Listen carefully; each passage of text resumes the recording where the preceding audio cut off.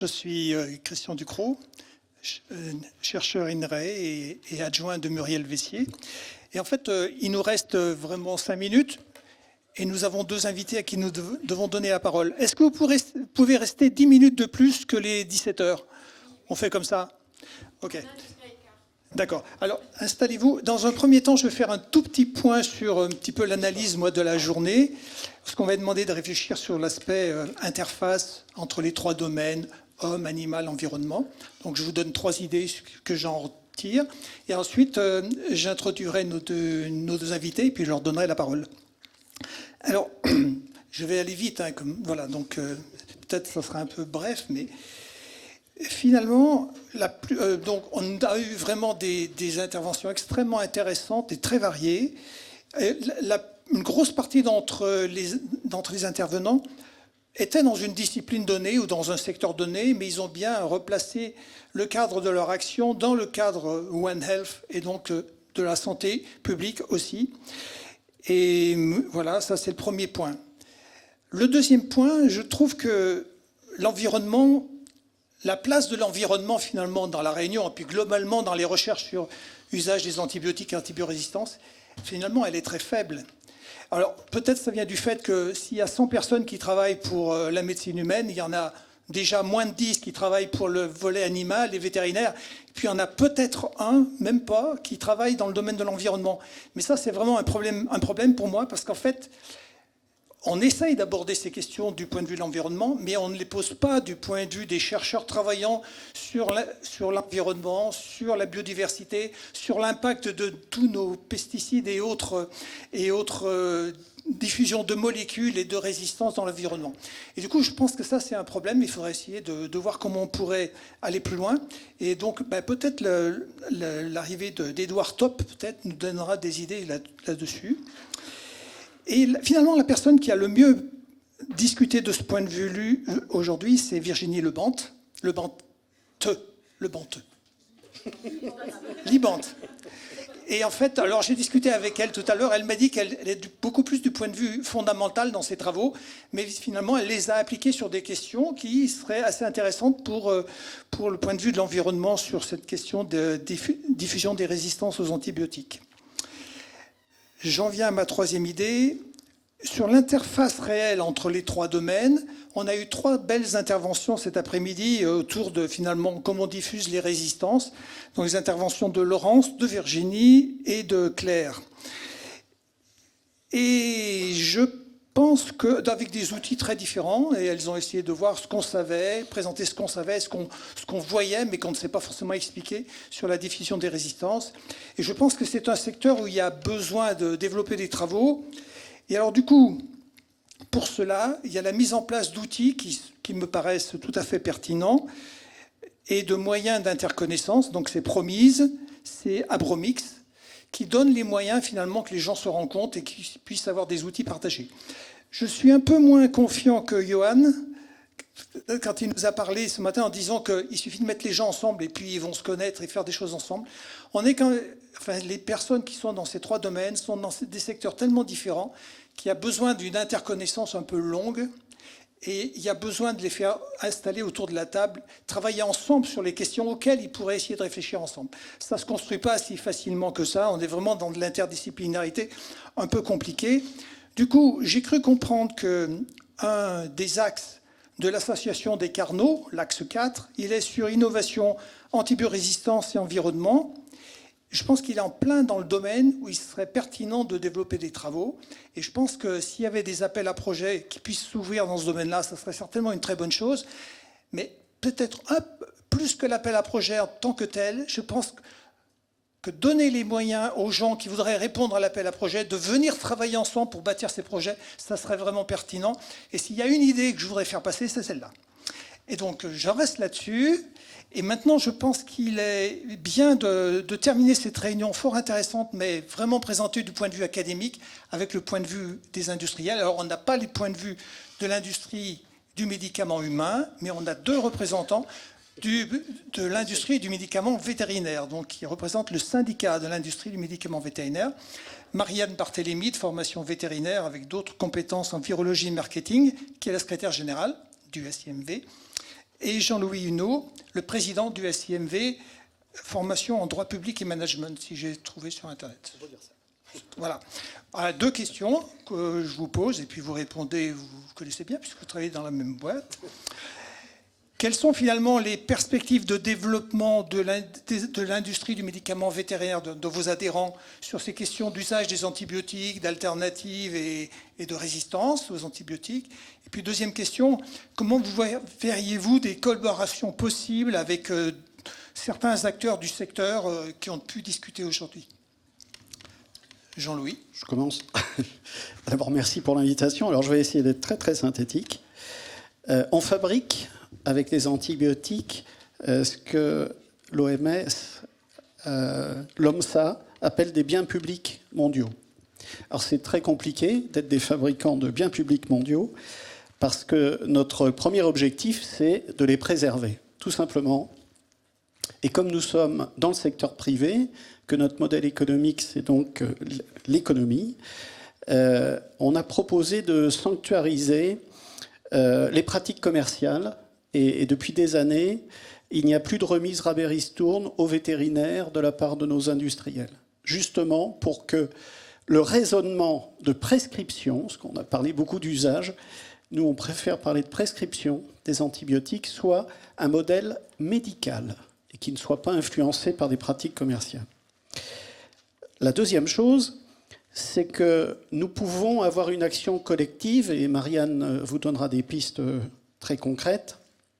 Ça fait 25 ans qu'on fournit à l'Agence du médicament vétérinaire nos statistiques de vente, justement pour mesurer ce qu'est réellement la prescription d'antibiotiques en France. Et dans le One Health, vous avez un exemple aujourd'hui en taille réelle, c'est la vaccination contre l'influenza aviaire. Vous avez des millions de canards qui sont vaccinés. On n'en parle pas beaucoup, ça marche très bien. Et il faut se souvenir que ce n'est pas la première fois contre la fièvre catarrhale ovine. Il y a 8 ans, il y avait 32 000 foyers en France, 2 années de vaccination, et la France a retrouvé son statut indemne. Donc on a des opérations dont on ne parle pas beaucoup, qui marchent très très bien. Et je vais vous donner 5 exemples concrets de ce qu'on peut faire pour répondre à la question. La première, c'est travailler ensemble. On a signé une alliance SIMV-INRAE il y a 2 ans pour structurer la recherche publique-privée, parce qu'il ne faut pas oublier que le privé, c'est 2/3 de la recherche et le monde académique 1/3 à peu près. Et donc on a 900 chercheurs en France. Et donc l'idée, c'est de trouver un pilotage sur les actions d'intérêt collectif. Alors il y a des contrats entre l'INRAE et les différents acteurs membres du SIMV. Nous essayons d'avoir un pilotage et l'antibiorésistance est un de ces domaines. Le deuxième, c'est qu'on a une cartographie des gaps thérapeutiques, notamment des antibiotiques, au travers du réseau français pour la santé animale. Donc l'Agence du médicament vétérinaire nous dit quels sont les besoins non couverts à dire de vétos et d'éleveurs. Donc nous y travaillons sur ces bases. 3, on a un observatoire de la vaccination, parce que ne pas prescrire d'antibiotiques suppose qu'on ne se retrouve pas dans la situation de devoir les prescrire. Donc c'est développer l'immunité, c'est donc développer la vaccination. Et c'est un outil tout à fait précieux et qui est assez unique dans le monde. Et puis enfin, 4, travailler sur les bonnes pratiques vétérinaires, parce que ces antibiotiques passent par une amélioration des diagnostics et de la prescription. Et donc on a beau mettre sur le marché des solutions, ça passe par leur mise en œuvre et donc la pratique vétérinaire. Puis enfin, préserver l'arsenal, c'est travailler à ce qu'il n'y ait pas d'abandon d'AMM.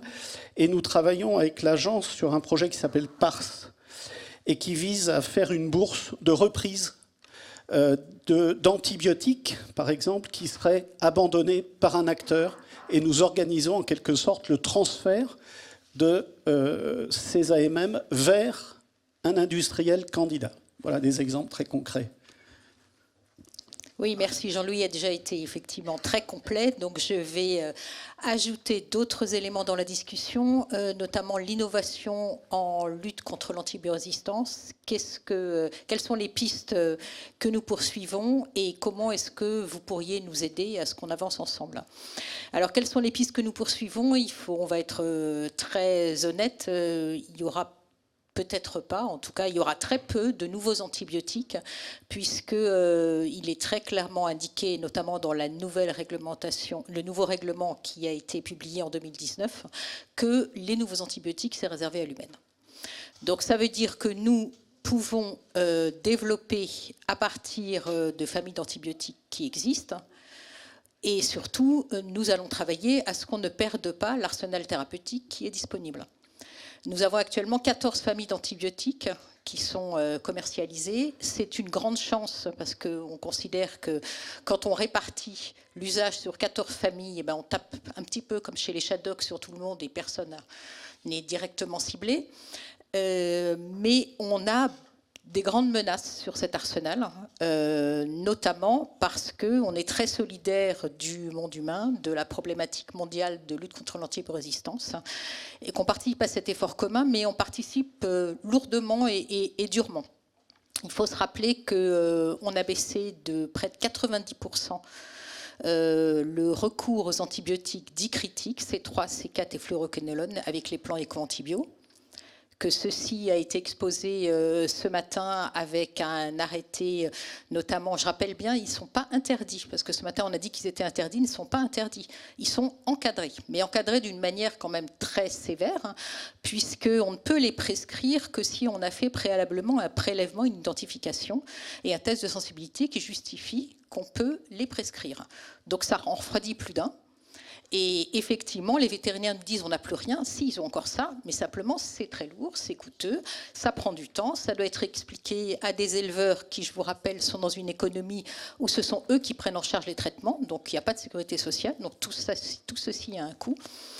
Et là, je ferai passer un message, je pense, qui serait intéressant par rapport à cet arrêté de 2016, d'avoir une réflexion pour savoir s'il est toujours pertinent tel qu'il est rédigé, puisque c'est un arrêté notamment qui ne tient pas compte des formes pharmaceutiques et des voies d'administration, alors qu'on se rend compte avec un recul de presque 10 ans qu'il y a un impact quand même sur la manière dont on administre le médicament.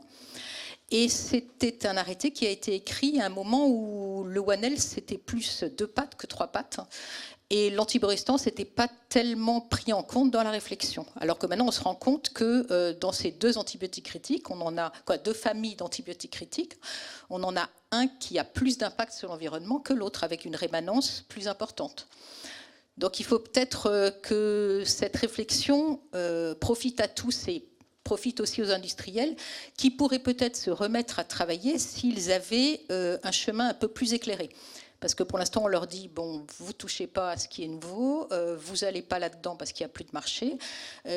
Donc, pour l'instant, on ne peut pas se plaindre, ça va bien, mais on n'a pas d'impasse thérapeutique en matière d'antibiothérapie. Quand Jean-Louis a parlé tout à l'heure de cartographie des gaps, on est plutôt sur une demande de vaccins en lieu et place de recours aux antibiotiques, donc ça c'est très louable, mais la situation est qu'on pourrait se retrouver avec des situations plus compliquées. Donc ça c'est pour le maintien de la gamme. Et quand on parle de pistes de travail en commun, les pistes de travail en commun, ça pourrait être que notamment les études très intéressantes qu'on a entendues ce matin et qui, je pense, ont suscité parmi les industriels de la salle des questions en disant ça, c'est vrai que ça pourrait nous servir, que ces pistes soient peut-être prise de recherche doit peut-être partagée avec nos organes de réglementation, que sont l'ANMV pour la France et l'EMA pour l'Europe.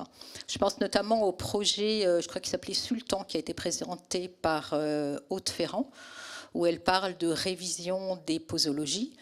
Il faut savoir que là, toute cette équipe travaille sur une modélisation PKPD qui nous intéresse beaucoup, à un moment où on va nous demander très prochainement, puisque je crois que c'est l'année prochaine, de revoir les posologies de nos antibiotiques dans le cadre de l'harmonisation des résumés des caractéristiques des produits imposés par le règlement. Et là, je trouve qu'on marche un peu à l'envers, puisqu'il va y avoir des données qui pourront proposer des modèles, et on va se tourner vers nous pour nous demander est-ce que vous pouvez nous fournir des études. Et je crains qu'il n'y ait pas beaucoup d'industriels au rendez-vous des études à fournir, puisqu'on est sur des médicaments anciens, des médicaments qui sont plus en protection, et dans un marché qui est en réduction drastique, puisqu'il faut bien voir que ce n'est plus le premier segment qui pouvait être celui présenté il y a une trentaine d'années. Donc ça, ce sont des pistes de réflexion qui sont intéressantes, celles des révisions des posologies. Autre élément, vous parliez d'environnement, en disant c'est un peu le parent pauvre. Notre nouveau règlement n'est pas du tout parent pauvre en matière d'environnement, puisque dans notre nouveau règlement médicaments, on dit bien qu'il faut prendre en compte tout l'impact environnemental de nos médicaments. Alors cet impact environnemental de médicaments, pour les antibiotiques, il y a l'aspect antibiorésistance, résistance croisée, impact sur le milieu. Ce sont des études très coûteuses. Alors, je ne pourrais pas dire exactement pour les antibiotiques, mais j'ai lu que ce sont des dossiers de 500 000 à 1 million pour constituer un dossier écotox. Il faut rappeler que nous, on a une gamme de médicaments de 3 000 AMM. 17% font moins de 50 000 euros. Donc, il y aura un petit moment pour arriver à un retour sur investissement de ce type d'études. Donc voilà, ce sont quelques pistes. Si j'ai oublié quelque chose, Jean-Louis, avec qui je travaille au quotidien, pourra compléter, mais voilà déjà deux Peut-être un mot sur les outils de diagnostic, peut-être pour dire, enfin on en parlait tout à l'heure, pour dire que ce n'est pas demain qu'on aura des nouveaux outils, parce qu'il y a quelques difficultés. Alors effectivement, à la pause, on me posait la question des outils de diagnostic, et notamment au chevet du malade. Ces outils de diagnostic sont une préoccupation partagée depuis le plan Éco-Antibio 1, puisqu'il y a déjà une mesure dans le plan Éco-Antibio 1, il y en a une dans le plan Éco-Antibio 2, et il y en a encore une dans le plan Éco-Antibio 3. Et le SIMV est pilote avec d'autres de cette mesure, et on est face à différentes difficultés pour mettre en œuvre. La première, elle est d'ordre technique, c'est-à-dire les fabricants me disent mais c'est pas si facile que ça de développer un test rapide à partir d'un prélèvement qui est peut-être pas facile à trouver, et notamment il y a des tests rapides qui existent en diagnostic des diarrhées des veaux, mais il y aurait effectivement un besoin de diagnostiquer les maladies respiratoires. Mais comment est-ce qu'on peut faire un test rapide au chevet du malade en faisant un lavage trachéobronchique, en demandant à l'éleveur de faire quelque chose? Donc là, on a des difficultés d'accès au prélèvement, on a des difficultés de... Alors, je ne suis pas spécialiste dans le domaine, mais on me dit de purification du prélèvement pour qu'on puisse en faire quelque chose. Et puis de lecture, puisque si c'est au chevet du malade, il ne faut pas qu'on ait tout un arsenal de machines, il faut que ce soit une bandelette.